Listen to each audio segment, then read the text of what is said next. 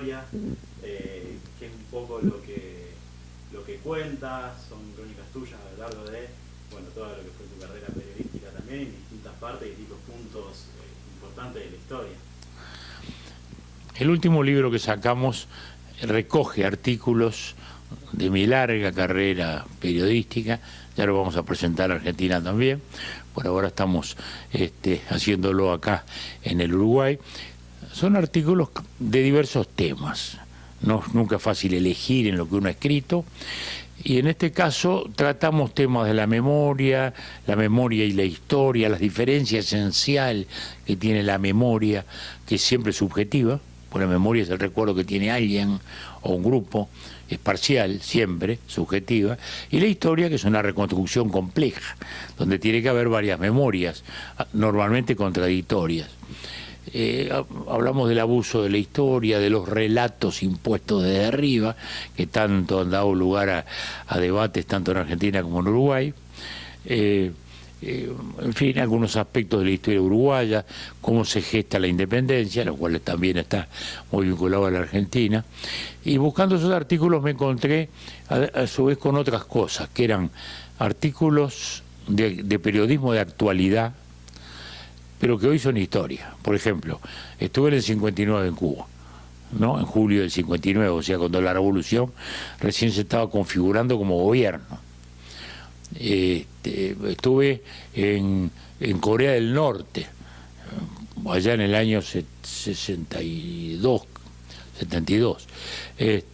cuando gobernaba el abuelo del actual engendro, y bueno, y eso me parecía historia también, porque 50 años después, para entender lo que es este muchacho que gobierna hoy Corea, no hay como ver cómo era el régimen que construyó su abuelo, que es el fundador, luego de la guerra de Corea, de esa situación. Y de cómo también esos episodios históricos preservan su actualidad. No porque la historia se repita, pero sí porque la historia es una continuidad. Y los hechos siempre responden a antecedentes y producen a su vez consecuencias, o sea, son también causa de otros nuevos, ¿no? Entonces, cuando uno ve el conflicto actual, se encuentra con que, por ejemplo, el artículo referido a Corea del Norte, saqué 4 o 5 en aquel momento, pero publiqué uno solo, se titula Corea, Vietnam, punto suspensivo, signo de interrogación, Corea. Es decir, Vietnam era la guerra del momento, Corea ya había terminado, Vietnam estaba en ese momento, y la pregunta era Corea porque ya Corea del Norte ya era un conflicto. Incluso habían secuestrado un barco norteamericano en ese momento. Entonces había toda una situación de tensión. Bueno, ese es el sentido. O sea, la historia no es algo congelado, no es algo muerto. La historia es el único modo de entender el presente, o el mejor modo de entender el presente. Y por eso es que he hecho esta colección de artículos de muchos años de periodismo. También otra de las cosas interesantes que marca ahí en sus crónicas son los episodios justamente de febrero del 73, y los narra obviamente desde su perspectiva también. En el libro no recogí mucho la historia reciente del Uruguay, pero en cambio sí publiqué una serie de 10 artículos que salieron en La Opinión de Buenos Aires, salieron en el Estado de San Pablo, pero no salieron nunca en Montevideo ni en Uruguay, eran inéditos, y por eso mismo me pareció que era un aporte publicarlos con la versión de ese momento. Hoy quizás, tantos años después, podíamos matizar algo, pero me parece que es auténtico el testimonio de aquel momento, el testimonio que dimos, porque esto lo escribí a la semana del golpe de Estado del 73 acá en el Uruguay. Y como era inédito, me parece que era no solo una crónica, sino también hoy un documento. Y bueno, justamente también esta incursión, digamos, en la parte más periodística de su carrera, y que lo lleva también a escribir, ha escrito una gran cantidad de libros. Por ahí, ¿qué otros periodistas, escritores les ha gustado leer, que sienta que tienen material bastante interesante, que recomienden? Bueno, la verdad que uno lee tanto y había leído tanto que no sé para qué lo va a agarrar, digamos, ¿no? Es difícil para la gente recomendarle algo, ¿no? Pero soy un lector constante de historia argentina, de historia uruguaya, de historia latinoamericana, y después de los libros de teoría de la historia, ¿no? Además, en los últimos años hay novela histórica, que es una especie de crónica, que puede basarse en hechos. Por ejemplo, para mí una historia ejemplar es la de Félix Luna, por ejemplo, Soy Roca, ¿no?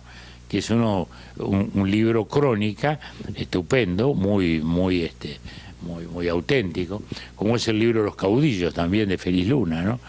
Que para nosotros uruguayos es muy importante porque es la primera vez que un historiador argentino pone en primer lugar como caudillo argentino Artigas, que en realidad es el promotor de la idea federal en la región. La idea federal nace desde la provincia oriental con la prédica de Artigas, que a su vez la había tomado de Estados Unidos, ¿no?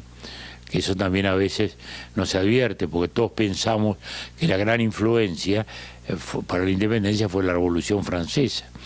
Y no advertimos claramente de que en realidad la Revolución Norteamericana fue bastante antes, más de una década antes, y que fue la primera república moderna, de modo que es muy importante, y allí está la idea federal que llegó hasta nosotros, ¿no? Claro, y bueno, también preguntando por el lado periodista, acá en Uruguay, bueno, ha habido una ida y vuelta con el tema de la ley de medios. ¿Cómo lo ve usted en su país, teniendo en cuenta también la experiencia argentina?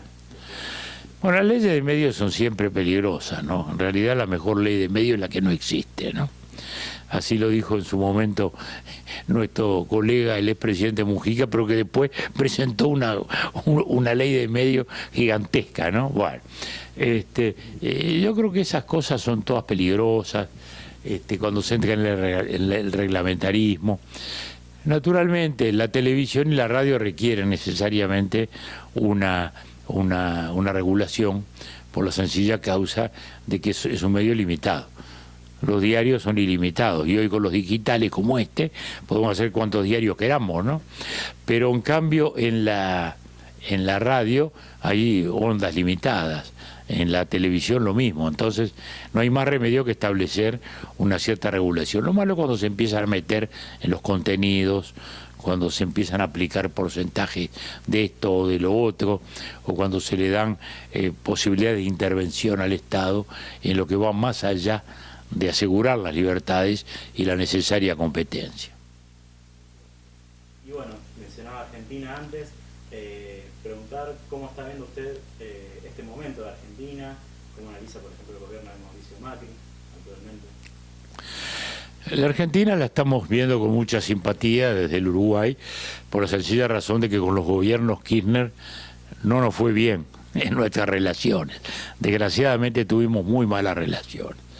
El primer gobierno del doctor Vázquez empezó aquella controversia tan mal llevada sobre las fábricas de celulosa, que generó todo un enfrentamiento inútil, porque era un tema científico, ¿no?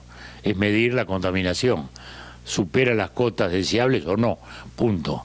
Es un tema objetivo. Haber llegado a toda esa situación fue un absurdo. Luego, eso fue el primer gobierno Vázquez. Después, cuando vino el presidente Mujica, él confiaba en que iba a arreglarlo, se sentía muy afín a Kirchner y muy afín a Cristina, pero fue al revés, fue peor todavía.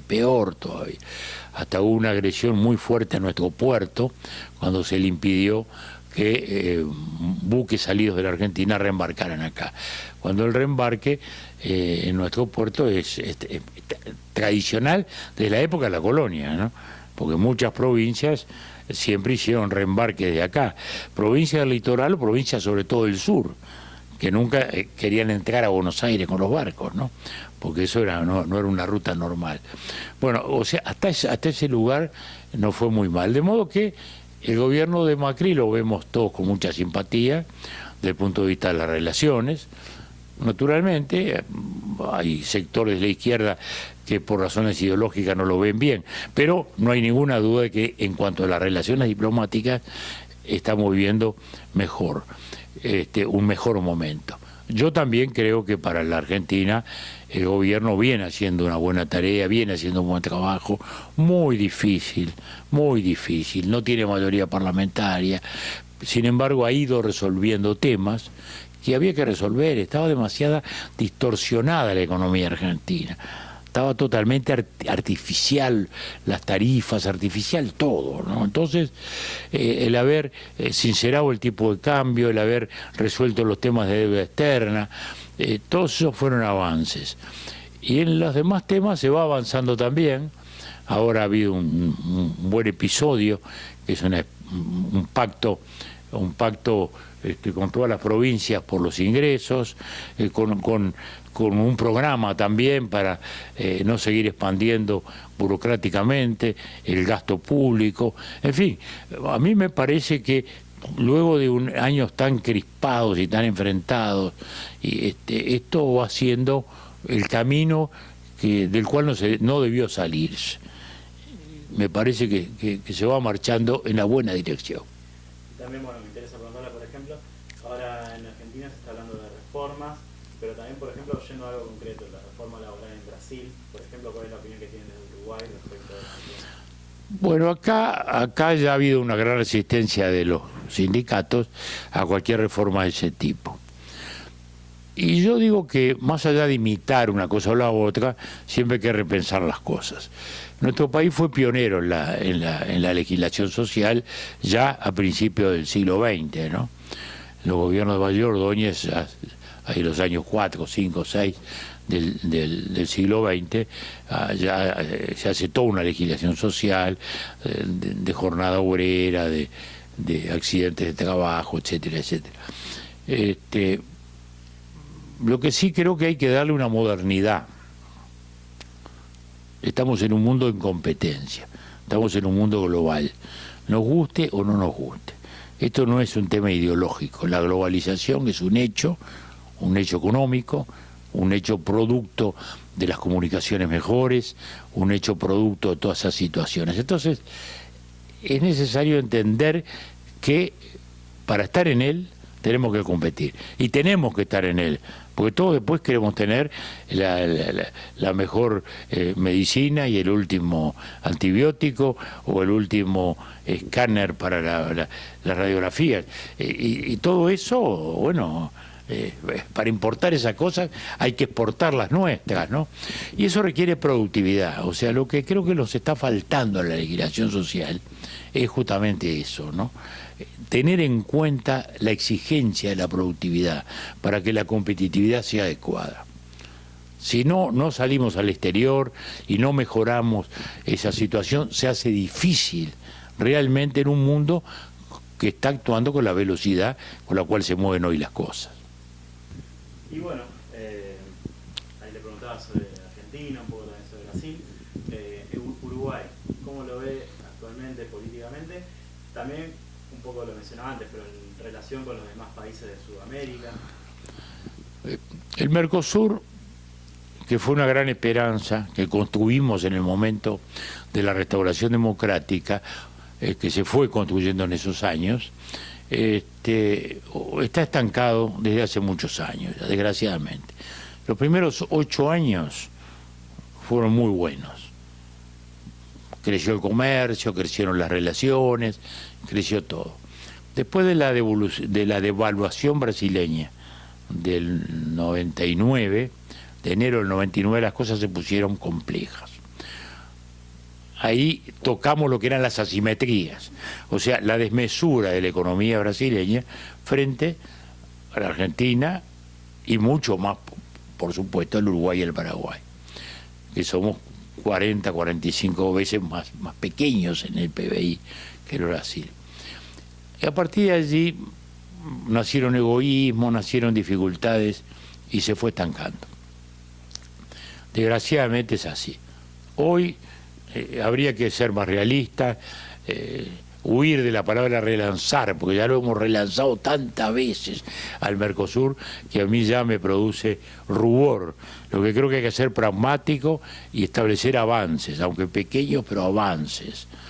La idea en aquel momento era la de una comunidad del estilo de la europea, Eso creo que hoy se ha demostrado que es muy difícil, si no imposible.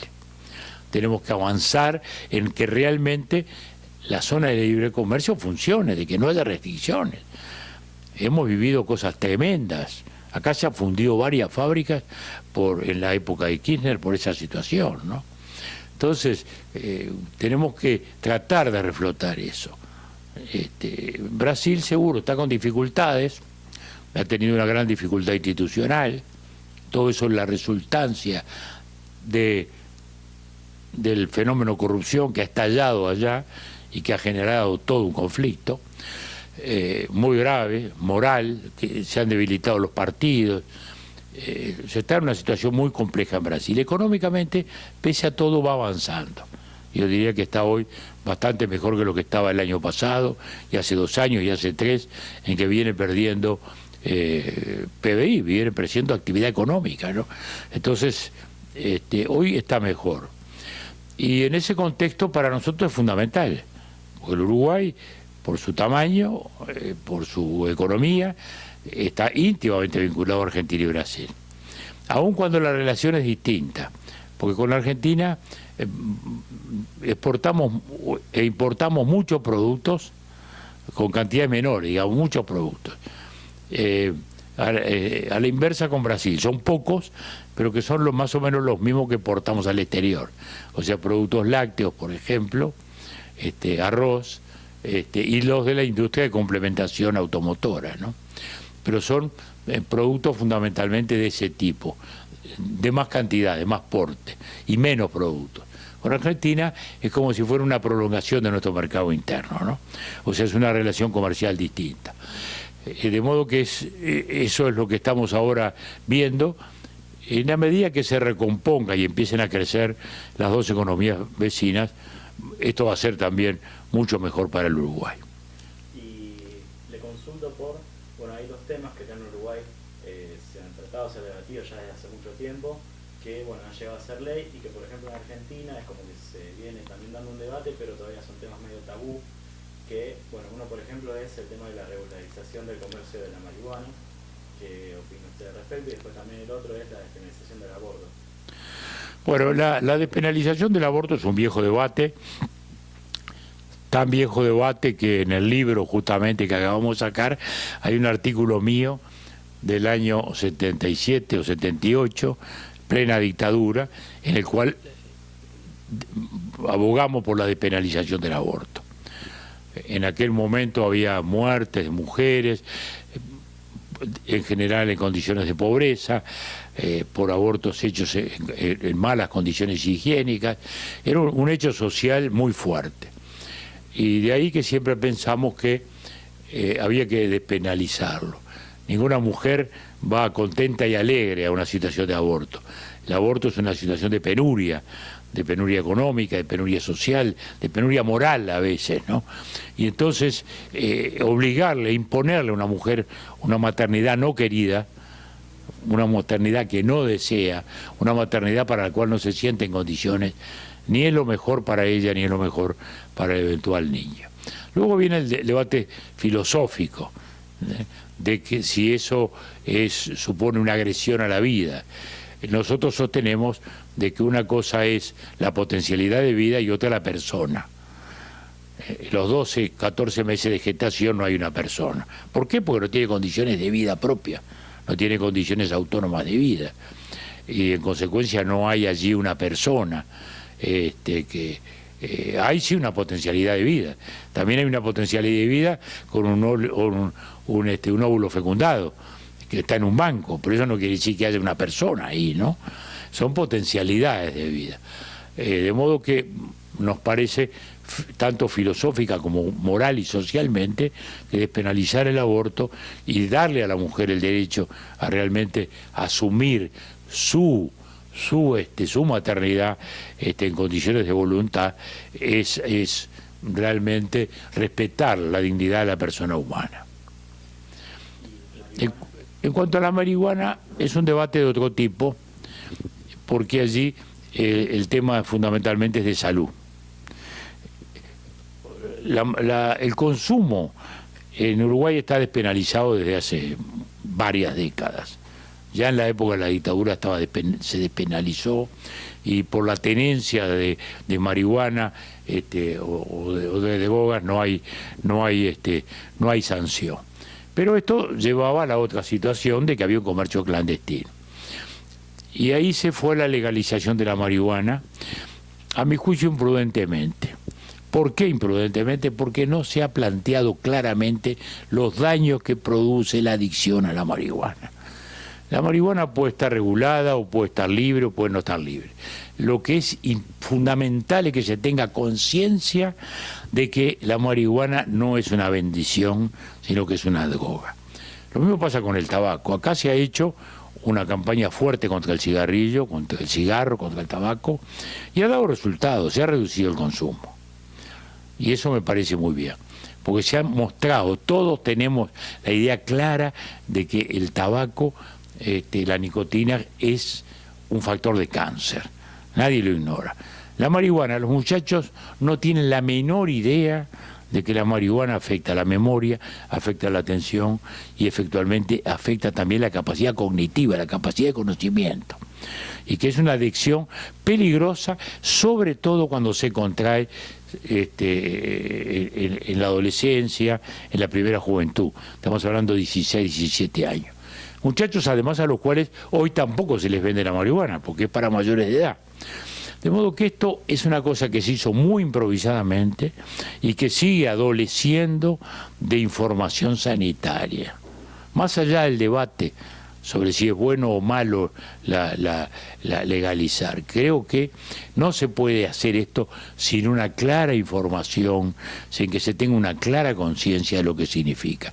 O sea, yo a cualquier país que quiera regular esto le aconsejaría que paralelamente y aún antes haga una información adecuada de lo que significa para la salud un consumo de marihuana, que en el Uruguay, por ejemplo, ha crecido ahora. Entonces bajó el tabaco y creció la marihuana. Bueno, yo no arriendo la ganancia que estamos teniendo desde ese punto de vista. Y bueno, ya por último entrando en lo que es el Partido Colorado, hace poco había una elección con miles de jóvenes, que siente también al ver esta participación y también cómo está viendo el panorama de cara, obviamente, a las próximas elecciones, a quién ve por ahí como posible. El Uruguay está lejos todavía de la elección, faltan 2 años largos para ello, pero ahí naturalmente el movimiento político. El partido de gobierno, el Frente Amplio, ha tenido 3 gobiernos seguidos. Antes hubo un gobierno del Partido Nacional y hubo 3 gobiernos nuestros del Partido Colorado. De modo que luego de la restauración democrática han gobernado los 3 partidos. Hoy el Frente Amplio, el partido de gobierno, acusa deterioros, acusa desgastes. No quiere decir que necesariamente pierda, porque un equipo puede estar jugando mal, pero si el otro no hace goles y no tira al arco, es difícil. En todo caso, creo que hay un desgaste del frente por algunos temas de incorrecciones administrativas, por temas de manejo equivocado de temas fundamentales, por su conservadorismo para cambiar en materia de educación, por ejemplo, que es fundamental. No estamos bien en la educación, como no está bien la Argentina. Desgraciadamente estamos mal. Éramos los mejores países de América Latina en cuanto a eso y hoy ya no lo somos. Y no debe ser así, no debe ser así. Y luego está la oposición, en la cual está el Partido Nacional con bastante fuerza en el interior, menos en Montevideo. Nuestro partido sufrió mucho la crisis del 2002 y al final de la presidencia de Jorge Valle cayó mucho. Cayó en torno al 10%, luego hemos crecido a un 17, un 15, y tenemos que volver a eso para volver a ser el partido histórico del Estado, el partido histórico del republicano, de la República Laica, en fin, todo lo que significa el Partido Colorado en la historia del país. El Uruguay está configurado en torno a las ideas del Partido Colorado y del vallismo, como se llama aquí, a lo que en Europa se llama socialdemocracia, digamos, ¿no? Y bueno, y en eso se está trabajando. Hay una renovación de liderazgos que está en curso recién. Hace poco tuvimos una elección de jóvenes, como bien decíamos, votaron más de 30.000 muchachos, lo cual fue muy alentador, mucho más de lo que esperábamos. De modo que, bueno, esas son las perspectivas que se ven democráticamente en este momento. ¿Y ustedes ¿pensaría en un futuro, digamos, volver, por ejemplo, a presentarse o es algo que todavía no? Bien, yo después que salí de la segunda presidencia dije que no iba a ser más candidato. ¿Por qué? Bueno, porque quería llegar a viejo y no ser esos viejos acusados por los jóvenes de que se abrazan a los sillones, que no le dan espacio a nadie. Bueno, yo asumí ese rol y dije no voy a hacer eso, voy a dejar espacio, no voy a tratar de hacer sombra a nadie, sino ayudar a todos. Y además me voy a dedicar, eso sí, a algo muy importante que es escribir sobre la historia reciente, enfrentar una historia muy tergiversada, infeccionada de memoria, que ha, digamos, yo diría, desvanecido la enorme responsabilidad que tuvieron los tupamaros en la introducción de la violencia en el país y luego en el golpe de Estado.